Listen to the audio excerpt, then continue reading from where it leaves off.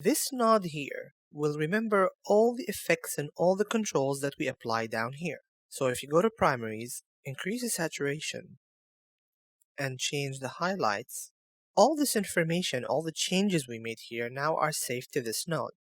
And this includes all the effects down here. So if I switch to primaries and change gamma and bring the shadows down a notch, now all of these changes that I made here and here will be saved to this node. So if I add a new node by coming to nodes and add a serial node, I have a new node here. This is our original file and this is the final output of our color grading. The first node will be applied to our original image first before the effects from the second node being applied to the output from the first node.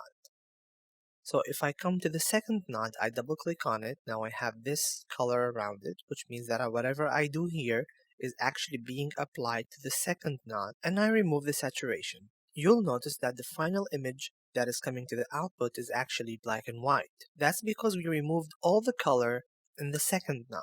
Why do we use nodes? Nodes provide some interesting functionality that you cannot usually get through layers. Let's take this image for example. I'm going to reset all the color grading. I'm going to take the first node and just increase the saturation. Bring the shadows down a bit. Increase the gamma a bit.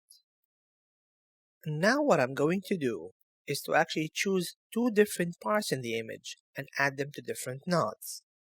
So I'm going to add a new node by coming to nodes, add a serial node. I have this node here, and I am going to add a parallel node.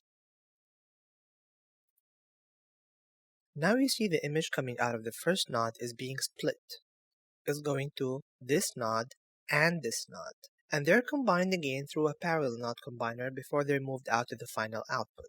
So now I can control certain parts of the image through node 2 and other parts through node 4.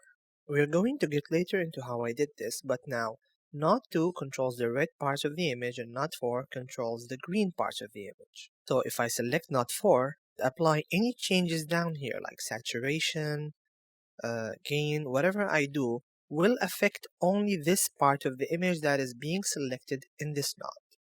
And if I select this node and just do any changes to the image, it's also going to affect only the parts that are shown inside this node.